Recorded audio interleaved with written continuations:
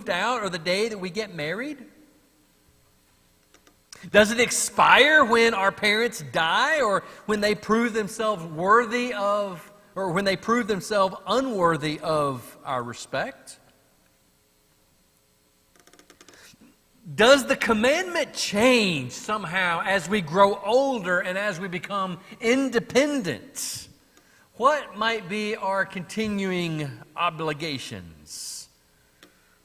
Or maybe even better, how is it that this commandment applies to abusive parents, difficult parents, absent parents, abandoned parents, or those that have abandoned us or maybe abused us? What kind of limitations? What kind of qualifications? What kind of maybe exemptions might there be? How do we keep this commandment as adults?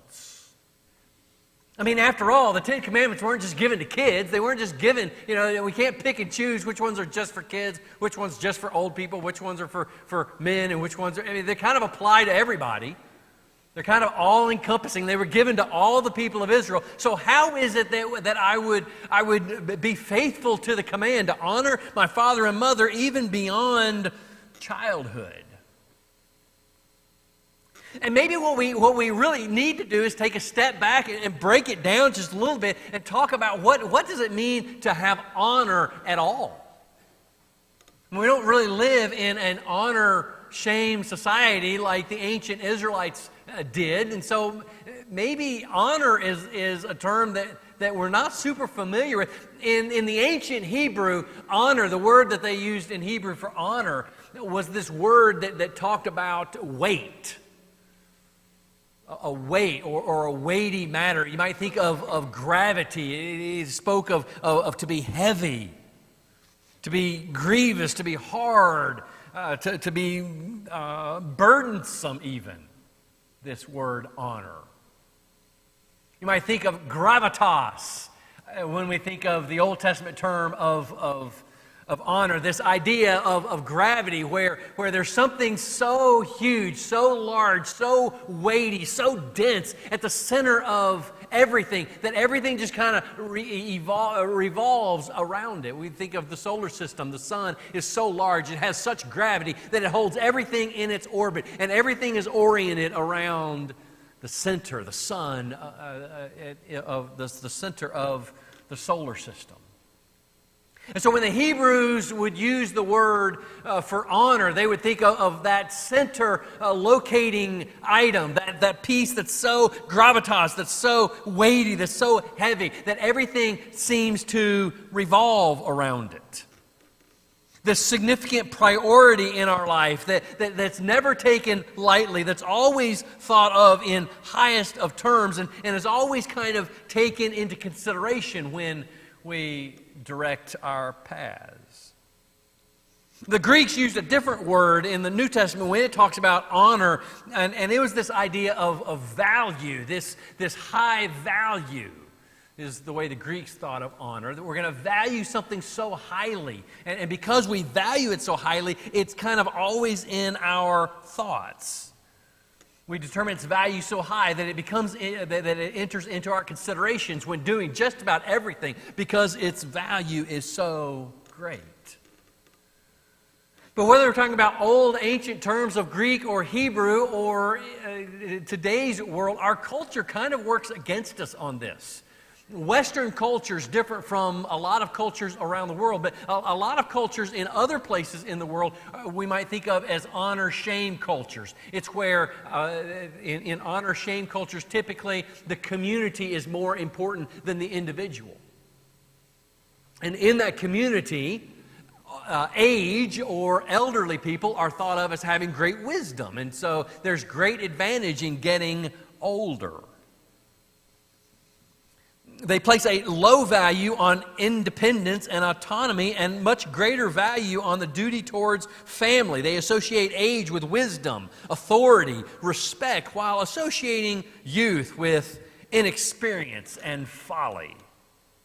An honor-shame society or culture Honor is displayed in obedience and sacrifice, while shame comes from disobedience and selfishness. Even adult children are expected to honor their father and their mother, their parents, by spending time with them, by obeying them, by caring for them, heeding their wisdom in major life decisions.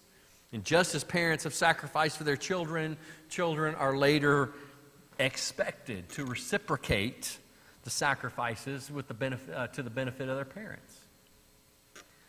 In our culture, kind of in Western society, it's almost the exact opposite of a honor culture, in which the Hebrews, when God first met them at Sinai, they were kind of out of this honor kind of culture. But Western culture is much more individualistic. We value autonomy. We value individualism. We value independence as all high values. Children typically look forward to gaining independence from their parents. And we don't tell the kids this, but parents typically look forward to having some independence from the kids once they've left home. We don't tell them that. But everybody's kind of looking for autonomy and independence from one another. The goal of parenthood, in fact, is to raise children to be independent and go out and start your own family and bring back the grandkids on occasion. Age is not associated with wisdom typically and high respect, but is regularly discounted as out of touch in a world that has quickly passed them by. Old people aren't thought of as highly respected. They're oftentimes discounted themselves. And as parents get older, children may become involved in their care, but without being a primary caregiver on many occaans. Rarely do we see them moving parents into their own homes. We don't see these large homes with multi-generational families all living together. Rather, as parents age, there's an expectation that they'll move into a retirement community where they can be independent living, and even into nursing facilities in their final years. Although parents are expected to support their children until they become independent, there's little expectation in our culture that children will return the favor later in life to their parents. Instead, parents are expected to diligently save for their own retirement and fund it themselves. Grown children don't want to interrupt their parents' lives, and older parents typically don't want to interrupt the young family's life either by having to take care of them and be an inconvenience to their family. And if there's any shame in this culture, it's for the parents not having saved up enough money to take care of themselves in their later years. We live in a very different culture than the Israelites who first heard this message of honor your father and mother. And I think sometimes maybe that gives us a little bit of challenge when we start thinking about what does it mean to honor our parents. But basically this idea of honor is to elevate, to esteem, to value, or to respect someone in the highest regard. When the Israelites left Egypt, they were just a couple million people, a tribal orientation of slaves. And Moses brought them out into the wilderness of Sinai, and there they camped beneath Sinai. And Moses went up to get the law, the 10 Commandments, and he brought them down. And the fifth was honor your father and mother. And it's almost like this fifth commandment, the one that stands in the middle of the 10. This fifth commandment was going to be the new world order for him. It kind of established the family as the center point of all of society, the core building block. Remember, they didn't have schools to send the kids off to. They didn't have clubs for them to join. They didn't have community centers. They didn't even have hospitals to send the sick or the aged. There was no Social Security, no retirement communities, no safety security or financial security net for those to follow. And yet God gives this commandment as kind of the building block, the core of society. Honor your father and your mother.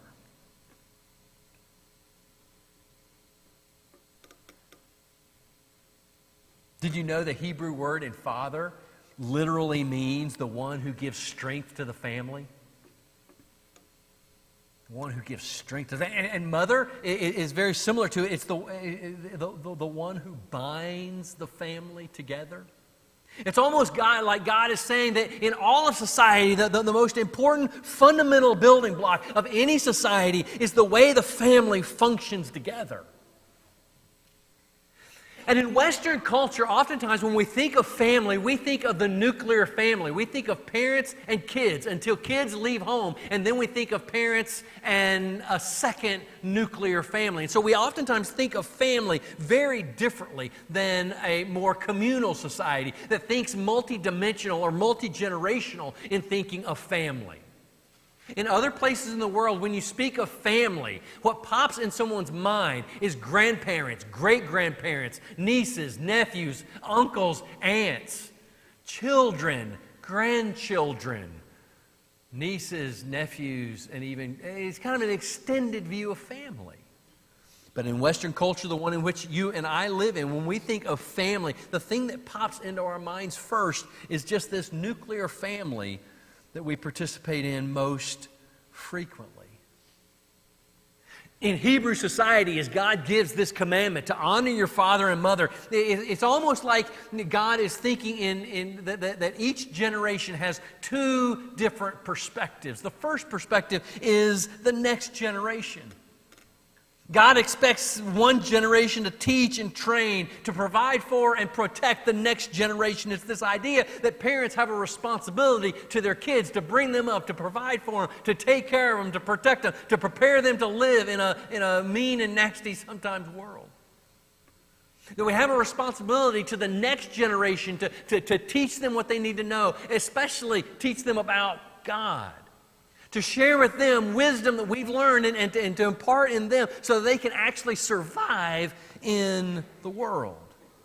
And so when we think of honoring our father and our mother, I guess the first orientation that we might think of is with kids to their parents. And maybe obedience is the primary way in which kids, children, dependents would honor their parents. And parents are right to expect obedience of their children, and children are right to honor their parents through that obedience. Paul in Ephesians chapter 6 talks about honoring your father and mother, and when he's talking to the church about what this looks like, he translates it into obedience. Children, obey your parents in the Lord, for this is right. And so if you're a Christian, and growing up to be a Christian, if you're in a Christian family, a Christian way of life, if Christ is the center building block in your family unit, then children, it's right for you to obey your parents.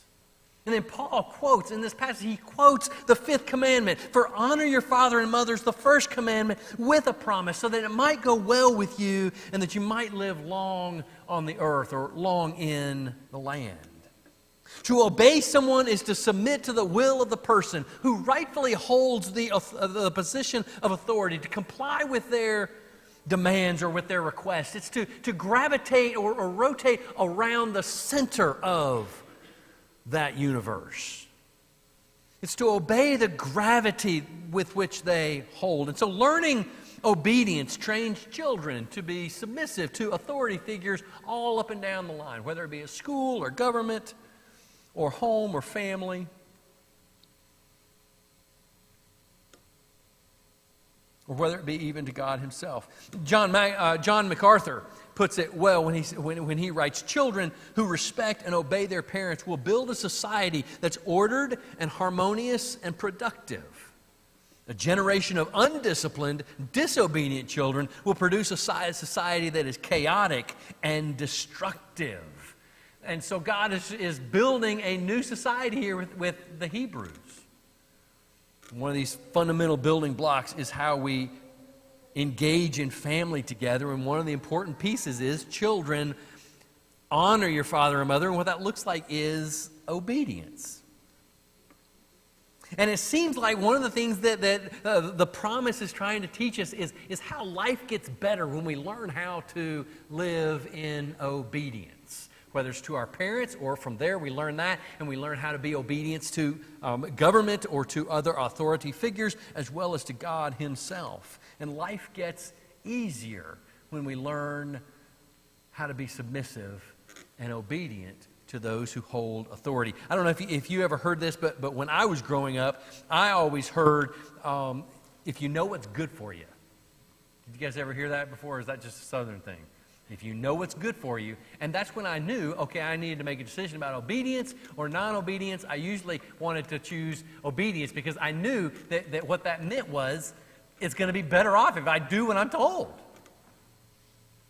And I think that's kind of what the fifth commandment is trying to say, is honor your father and mother so that it will go well with you. If you know what's good for you, you ought to live this out. That's not a threat, it's a promise. Life is easier, life is better when we learn how to be obedient. Even Jesus learned obedience through the things that He suffered. But as we grow older, obedience seems to be kind of something that is meant to be a temporary measure to teach children how to survive in the world, right? It's something that's temporary. It's a time for training, for protection. But there comes a time when obeying parents seems like maybe no longer applicable, no longer appropriate. Once the child has become independent, they begin to live their own life outside their parents' authority. As the child becomes independent of his parents and leaves their oversight and authority, if not before, at least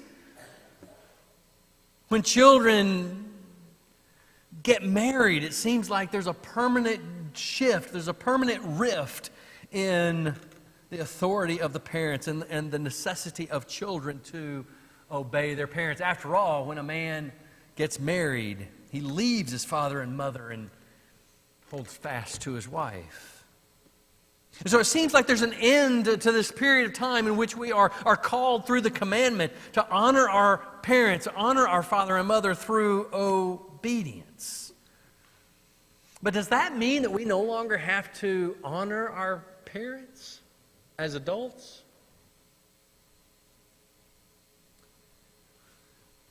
In ancient Hebrew society, one generation not only looked to the next generation, they were called to look to the previous generation as well. You see, the command that God gives from Sinai is not to obey your parents, it's to honor your parents.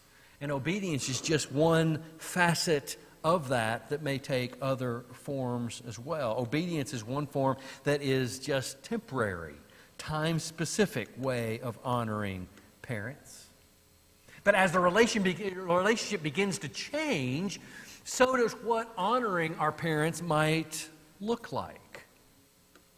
As we pass the baton from being a parent and a child, a caregiver, to one who is dependent, and we pass the baton to where now we have autonomy and independence.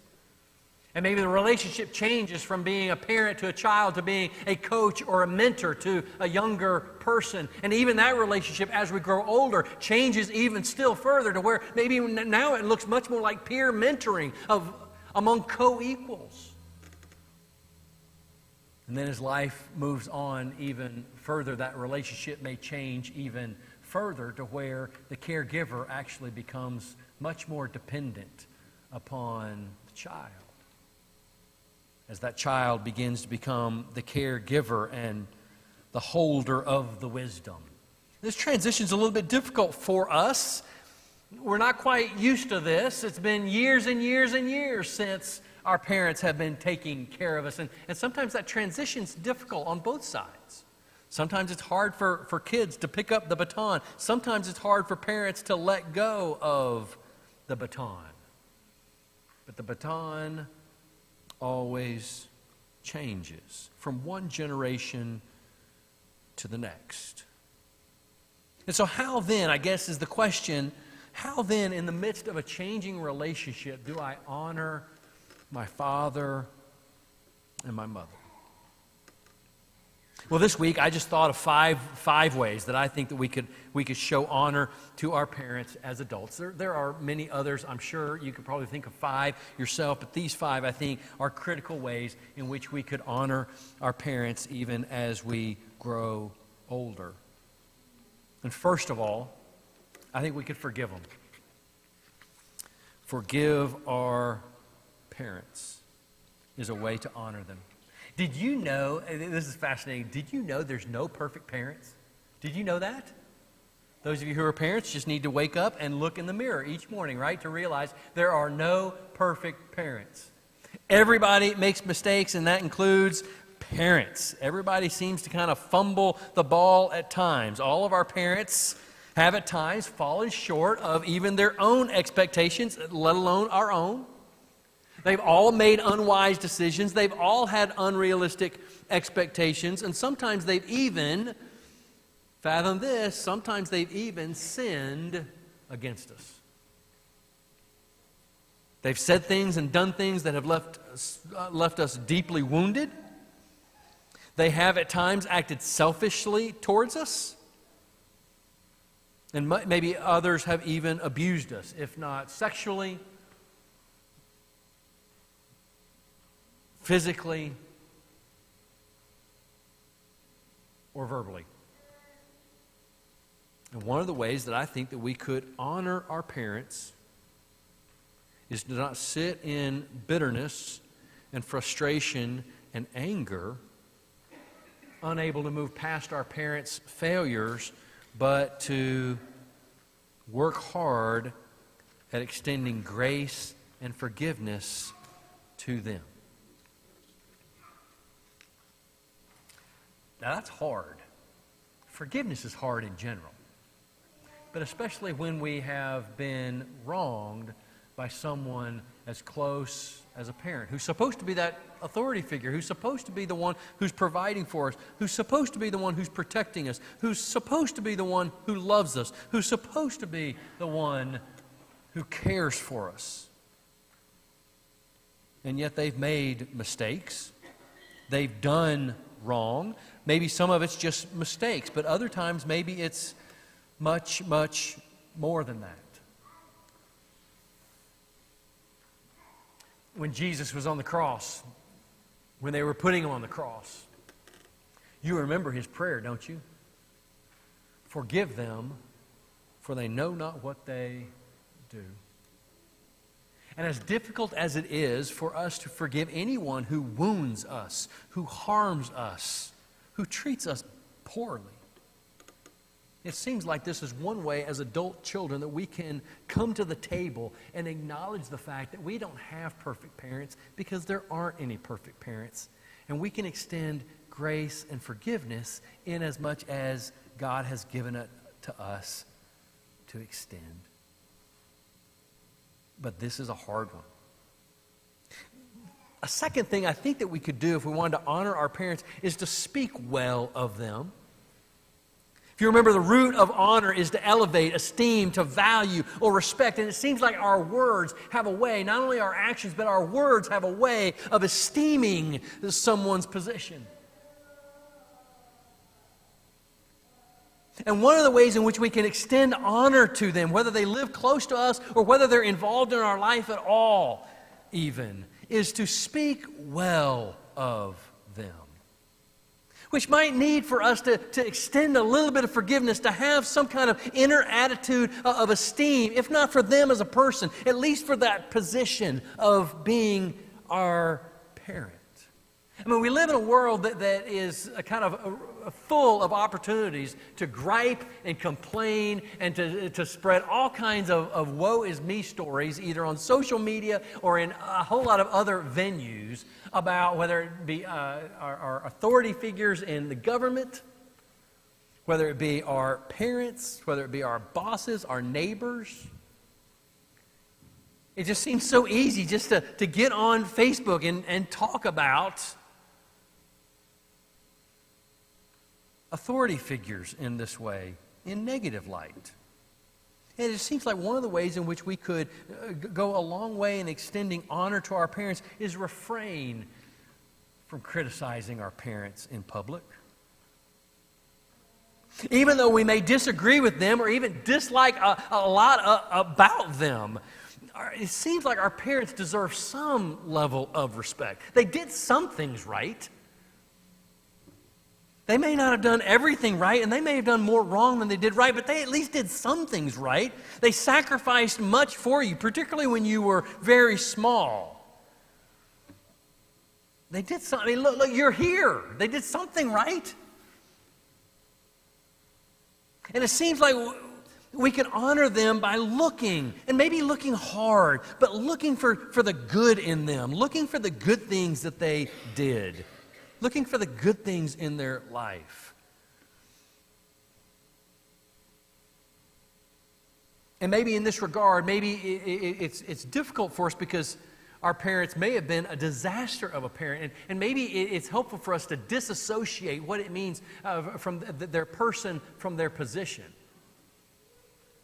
And maybe when we think about forgiving them and we think about esteeming them and speaking well of them, maybe we need to separate what it means to think of them as persons which we may disagree with. We may not like at all. We may not disapprove, and we certainly don't agree. And they treated us so badly that the relationship is completely and forever tainted. It's broken. They're not even in our life anymore. That describes some.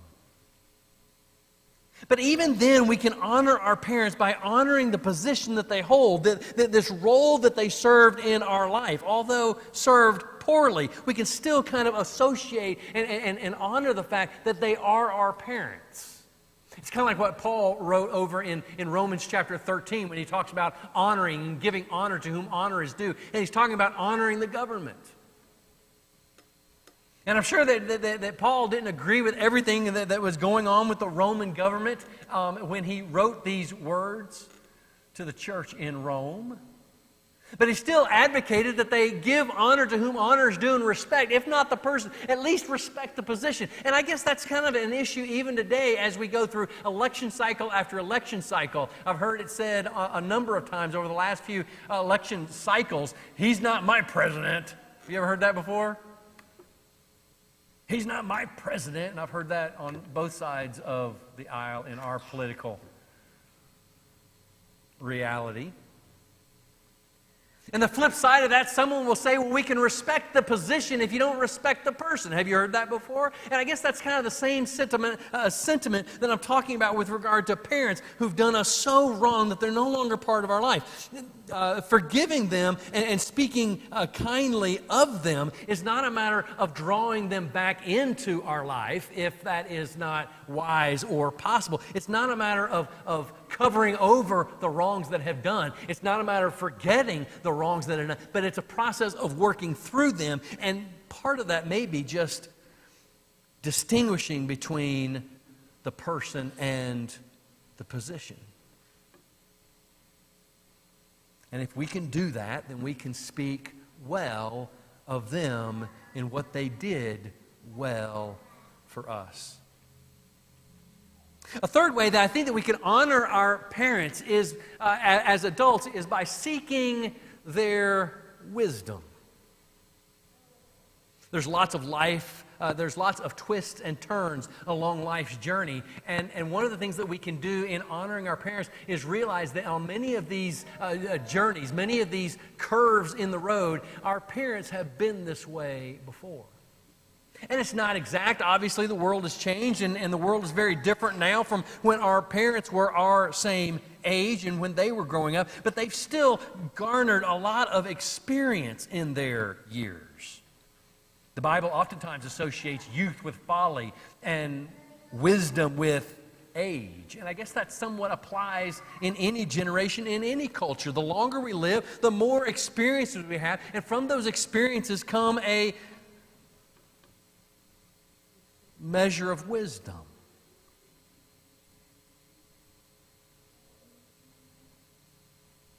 And it is honoring to our parents if we would seek their input when faced with major decisions or when we don't know exactly what to do, when we're looking for understanding or looking for wisdom, to inquire of them and involve them in what's going on in our life. That's an honoring thing to do.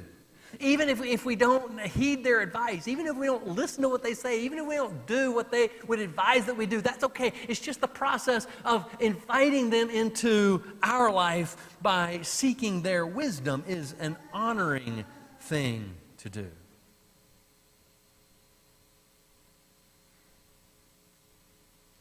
Another thing that we could do that would be honoring to our parents is to support them emotionally. Did you know that parents need love too?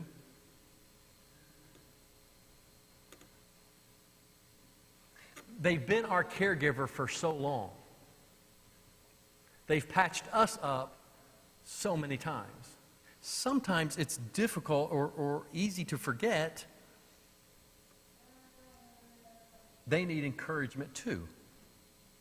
And as our relationship transitions from parent-child to peer mentor to then being the caregiver of our parent, it's increasingly more and more important to support them emotionally.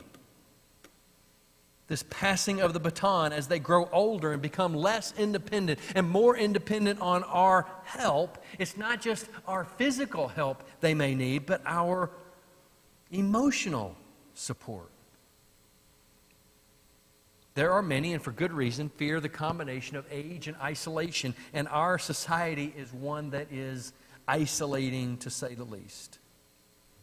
A fear of being alone and old, and those are intimidating things as we grow older. And as we grow older and it becomes closer to being a reality, a lot of fears can arise in people's minds. You know, I always think of my parents as being indestructible. My dad can do anything, you know. My mom, there's nothing that can hurt my mom. And we have these feelings from childhood, but as we grow older, the reality is, as things begin to shift and change, the reality is that, well, things have changed. And parents need love too. And we can honor our parents by assuring them over and over and over that we're not going to forsake them in their old age. Just as they cared for us, we're going to care for them. We're going to be there emotionally for them. We're going to help encourage them. We're going to spend time with them. We're going to make those calls. We're going to send the cards. We're going to let them know that wherever they live, even if it's in Timbuktu,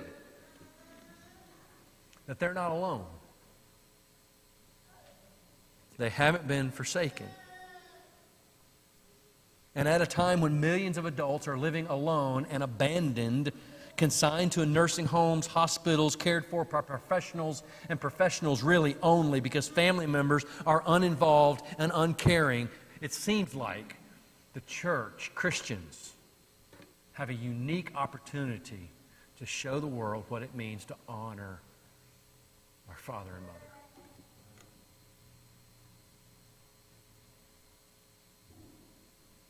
It may just be a matter of showing up. And if you've spent any time in many of our care facilities for elderly people, our retirement homes, you're quick to realize that there's a lot of people out there that nobody ever shows up. Let's not that be said of us. Let it be said of us, rather, that we do show up, and we show up with an encouraging word, an esteeming word, a timely word, a word that might say, you know, I appreciate you, or you know that thing you taught me, man, I have appreciated that. That's meant more to me in my life than anything. To give, to show them that their life had deep, significant meaning for us.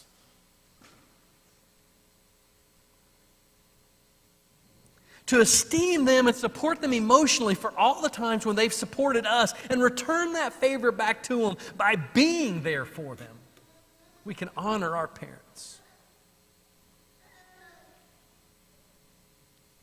And then the fifth way that I thought, you know, we could honor our parents is to support them financially.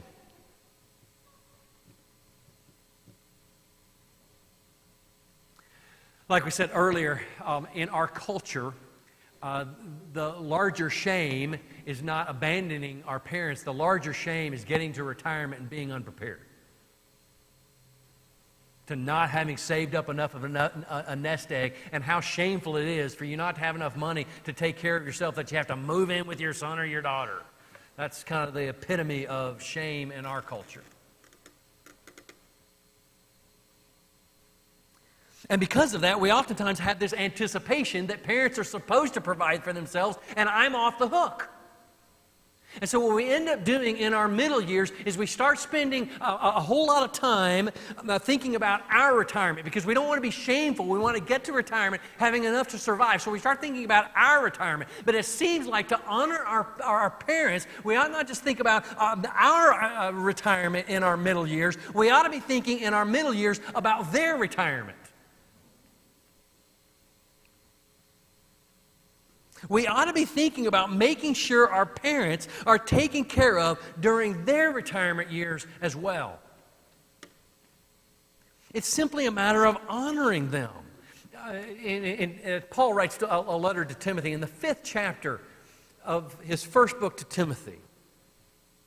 He writes these words: anybody who doesn't provide for their relatives, and especially for their own household, has denied the faith and is worse than an unbeliever. I don't know how to read that without reading it in light of the commandment that says, honor your father and mother. We have a responsibility here. Jesus had harsh words for those Pharisees that tried to maneuver and tried to find loopholes in the law that allowed them to keep more of their money for themselves while refraining from providing for their parents. When children are young, God expects parents to provide for them, but it seems like when parents grow old and are feeble, the roles are reversed and the responsibility falls upon the child to make sure the parent's taken care of. Now, I realize that we live in a world vastly different from the Hebrews.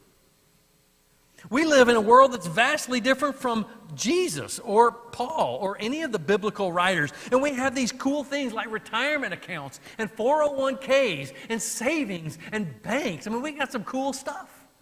And we have Social Security and we have insurance and the wonderful health care. All of these things were kind of void and different. And we live so much longer than they lived back then, right? We can make all kinds of cases for our world being different, and it is. And I think what that does, it just makes this way of honoring so much more complex. Because having a parent come live with you is one way of honoring and providing for them in their later years. It's not the only way.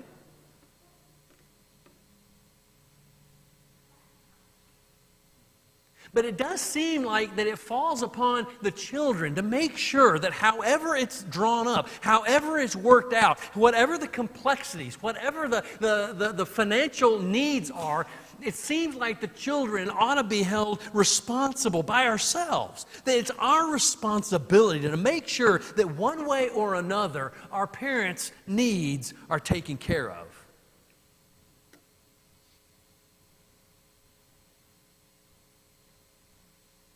And so the question for honoring our parents financially might look like this: are my parents being cared for? Are their needs taken care of? That doesn't mean that they have to live lavishly, they have to live outrageously.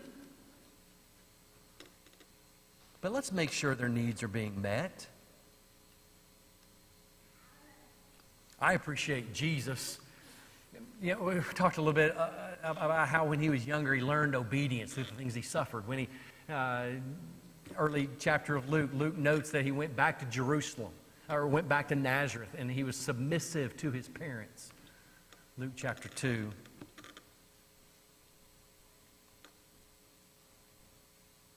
But in his final hours, in John 19, while he's hanging on the cross, his mind drifts to make sure his mother's cared for. You ever noticed that before? When Jesus is being crucified, when he's hours from dying, some of his final thoughts are to make sure that his mother is taken care of. Is that emotionally? Yeah, that's got something to do with emotionally supported, but that's also financially supported. He wants to make sure his mother's not left abandoned as a widow in that culture and society. And so he calls on his favorite disciple, the one that he loved the most, John. And he looks to John and he says, John, I want you to take my mother. I mean, that's kind of the verbiage. Behold your mother and behold your son. I want you to take my mother because I want to make sure that my mother's taken care of. And it seems like just these beautiful pieces of Jesus' humanity ought to teach us something about how to honor our father and our mother. There's lots of ways to honor them. You could probably think of better ways than I've thought, but these are the 5 that I've thought of as adults that we could honor our father and mother.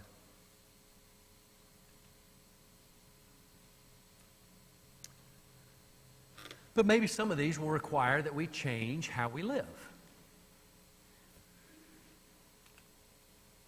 For some of us, it's easy to kind of pick up the philosophy that we're the center of our universe. Everything kind of revolves around me. And I'm the first consideration, and I'm the last consideration, and others may get a say here or there, but I'm really the most important part of my universe. But when God speaks from Sinai and he says, honor your father and mother, it seems like there is this clarion call for us to step back out of the center of our solar system and remind ourselves that there is something that's gravitas in the midst, that has set our course and has shaped our life. It seems like that we have to step back from being the center of our universe and we allow our parents to take that place. And for many of us, this is going to require some adjustment because we're not accustomed to thinking in terms of making sure we honor our father and mother. Maybe some of us have got to the point where we're kind of at that independent point and we haven't really kind of transitioned to where our parents really need us. And maybe now is a good time to start creating those habits. Creating those habits or preparing ourselves, maybe even preparing ourselves financially to be able to take care of and make sure that we kind of fulfill our responsibility as sons and daughters. So maybe it's not time yet to really implement a lot of these things because the situation's not quite right, but it's coming.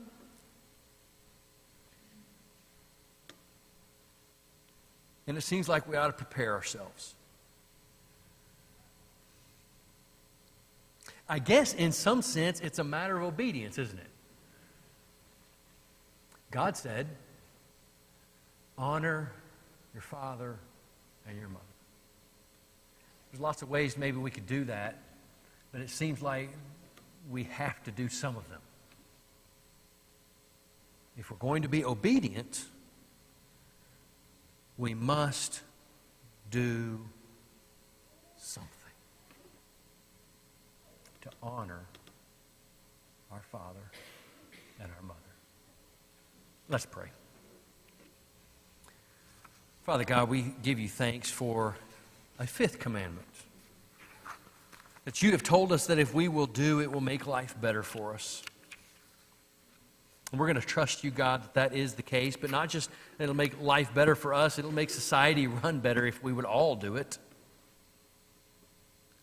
So God, I pray that you would help us be a light to our community in this respect, that we could maybe break the mold and do something different, that we can honor and respect our aging parents unlike our neighbors. That we would consider them and seek their advice unlike our neighbors. And maybe we could be a light to them and even in such a way that they may see that we're different and ask about why. That if nothing else, we could glorify you by revealing that the reason that we honor and respect our parents and the way that we do is because we're the people of God. God, we thank you for giving us this commandment that it just reminds us how valuable our families are, our children, our parents, and even our grandparents and extended family. How important, how valuable that they are to us. We give you thanks for putting them in our life. God, we even give you thanks for the responsibility that you've given us to honor them. Because we're going to trust you, God, that it makes life better as we learn to do that well. It is through Jesus that we pray. Amen. We're going to sing a song. If you're not a follower of Jesus, we'd love to talk to you about that. It's an important piece of what we're trying to be about here at Southwinds, is helping people follow Jesus. Following the Ten Commandments is just one way in which we can follow Jesus. So if you want to talk more about, talk with us more about what it means to follow Jesus, come talk to me in the back or send me an email this week.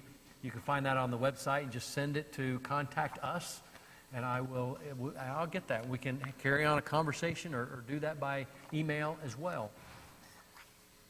We want to follow Jesus. So let's sing this song, and then we will have our shepherd's prayer and then our announcements.